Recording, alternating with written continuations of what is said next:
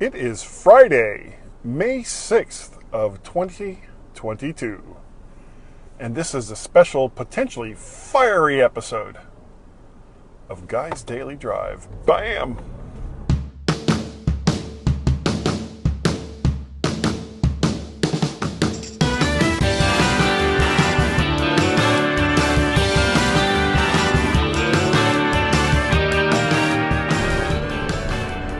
And welcome to Guy's Daily Drive, the special Friday edition. Actually, there's nothing special about this Guy's Daily Drive being on a Friday, because that's the day that I usually do Guy's Daily Drive.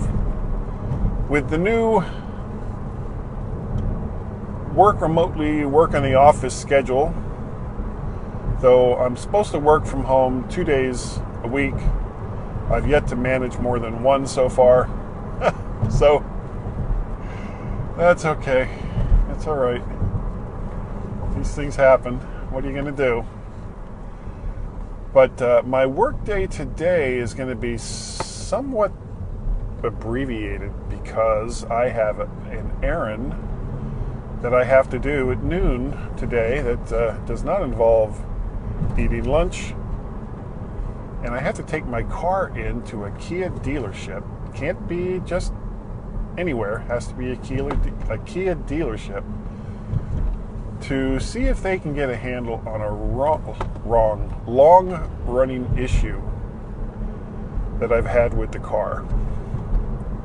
And as it turns out, it could be a much more serious issue than I previously believed. But I'm getting ahead of myself. Let me tell you what's going on. So,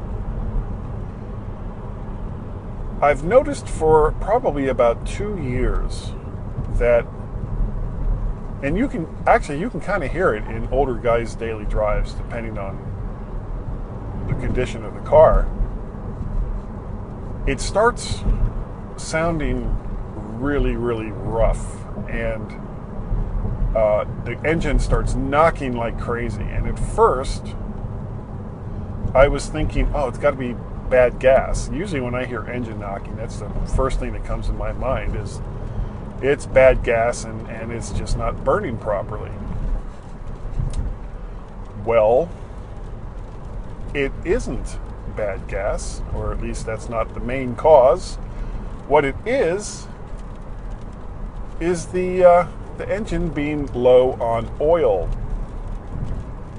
And the way I found out about this, it was back when I was still using Jiffy Lube to do my oil changes. And they told me that my engine was short almost 2 quarts coming in for an oil change. And when you have a car that only has 4 to 5 quarts of oil in it to begin with, that's pretty significant. That's like almost half. So I started paying attention to it, and every time the engine would start running roughly, I would check the oil, and sure enough, it would be down a bit. Actually, I'm passing the Kia dealership right now. Hello, Kia dealership. That's the one I'm going to go to later. And so I started kind of paying attention to it, and what I found was that the car was needing roughly 2 quarts of oil in between oil changes. You know, it would get down and start making noise. I would check, it'd be down about 1 quart. So I put 1 quart in, and before the engine would require another oil change, I would have to put another one in. So the last time I got the oil changed, which was 6-7 months ago, it was at the Kia dealership in Woodbridge, Virginia. Coons Kia, I think, is who they were. And I told the guy about that, and I said, well, I know the engine has a 100,000 mile warranty, so what do I have to do? Hello, David. And he basically was like, well, you know, the procedure is at the oil change, You have the dealer do a series of diagnostics, and then every 1,000 miles you bring the car back in and they do a check. And it was like, damn it, because the Woodbridge dealership is not close. It is not a close dealership. But then I lucked out. In between that oil change and the one that I just had, they opened up a Kia dealership in Alexandria, Virginia. Not far. Actually, I just passed it. Not far from where I live. So it's like, okay, I'll go to them. But then a series of weird events happened, and I had to drive, I didn't have to, but I did. I had to drive a coworker on Wednesday down to Fredericksburg. And in order to, I guess, legitimize me going all the way down to Fredericksburg, we're talking 40 miles. It's pretty far. That's where his car was, and I'm not going to tell that story. I figured I'd get the oil changed at the Kia dealership down there, and there was one relatively close to where he had his car. So I talked to the people there, and they were like, yeah, you have to set up this thing where they check the car every 1,000 miles.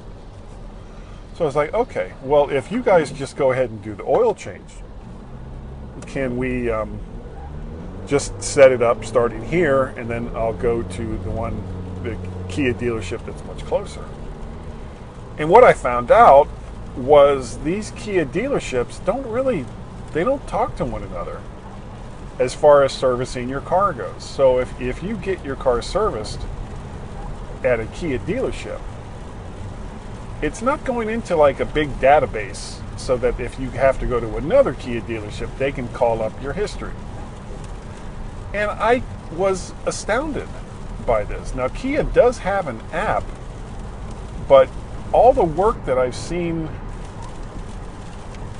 happen with this car hasn't been showing up in the app.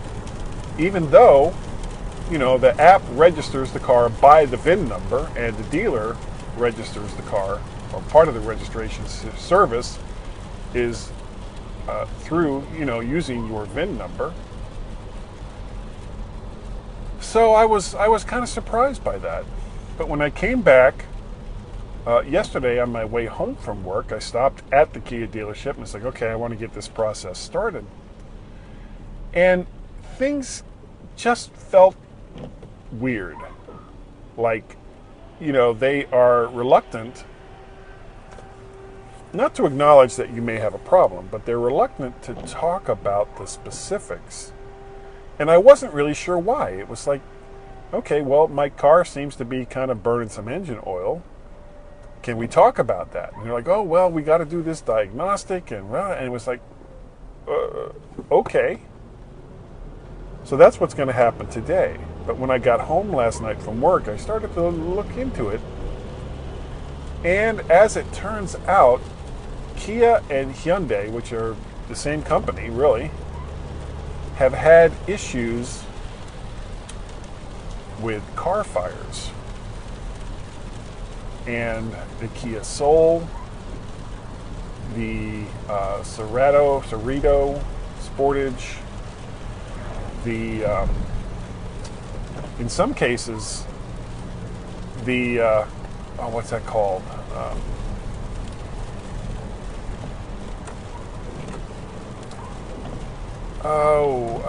Hyundai's, like the Hyundai Santa Fe. Sorry, I was blanking on the name of the Hyundai cars.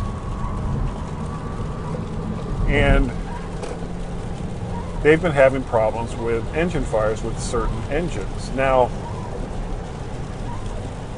fortunately for me, and honestly, if you go and do a search on YouTube for Kia engine fires, you will see some horrific images of, in some cases, practically brand new 2019, 2020 Kias on fire on the side of the road. And I don't know if there has been any deaths associated with this problem yet, but it's an issue. So the only good news is that the engine that seems to be the most susceptible is the 1.6 liter four-cylinder engine, which is the base model engine for a lot of these cars. So that's the same engine that they put the turbocharger on for some of the higher end. So if you have the 2 liter, which is what I have in this car, it doesn't seem to be as big a problem from the little bit of research that I was able to find. So hopefully my Kia Soul doesn't fall into the category of a problematic engine that could catch on fire, because who wants that? So at the very least, I may have to have some minor engine work done, probably, new cylinder seals and gaskets and some of those things. If that's how, if that's the problem that's happening. And at the very worst, I might have to get a new engine, though that would likely be covered by Kia. And I gotta say, I'm gonna follow this pretty well, because as I've talked it before, that I love this little car. I have enjoyed the hell out of driving this car over the last 4 or 5 years. It's almost paid for now. And it gets pretty decent gas mileage. It's reasonably peppy. It's not gonna knock your head back into your seat kind of peppy, but it gets out of its way. It's comfortable. The accessories like CarPlay and the rest of that. It's got a nice, great big 8-inch screen here. Everything just works well. And this is a 2016. This is a car that's now 6 years old. And I'm still really enjoying driving the car. So if for whatever reason I am not satisfied with the response that I'm going to get or might get from Kia in regards to whatever it is they want to do, because there is a fee for the diagnostic. It's almost $200. And a lot of it also, they say, depends on if you've kept up with warranty and all the rest of this. And I've received one recall notice in the time that I've owned this car. One recall notice. So if there are other recalls that this car has required, the question isn't why didn't I get it done? The question is, why didn't you tell me it was needed? Because I've got the Kia app. I've got, the car has gone in a couple times to a Kia dealership.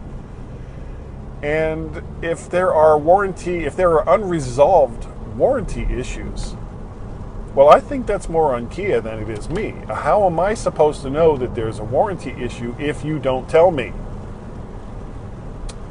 So I'm going to find out more later today, and hopefully I will get the answers that I want. Because I like this car. I don't want to get rid of this car necessarily. And if I decide to get another car, I was considering getting another Kia or Hyundai, because I've really enjoyed this car. So if you want to get a hold of me, email addresses are guy@mymac.com and podcast@vertshark.com. You can find me on the Twitters. I am vertshark and MacPettit over there on the Twitters, the soon-to-be, I guess, Elon Musk-owned Twitters, whatever. So weird. You can find all of my odds and vids over at vertshark.com. That is my website and probably the best way to find all of the things that I do. You can go on over to YouTube if all you want to do is watch the videos. Look for the Vert Shark channel and then like, share, subscribe. Like, share, subscribe. 3 things. And it takes you seconds. So do that thing. You can also help support me by going to Patreon, patreon.com/MacParrot. You can go to coffee, buy me a coffee at ko-fi.com/MacParrot, or pay a pal at paypal.me. I'm going to hit this branch. Yep, there we go. Swipe, swipe, swipe, swipe, swipe, branch. It's raining harder now. Pay a pal at paypal.me/MacParrot. Make sure I don't destroy this microphone. And that is going to do it for today at on Guy's Daily Drive. Thank you all so very, very much for watching and or listening, especially you, David. Thank you. And we'll see you all next time right here on Guy's Daily Drive. Bye-bye.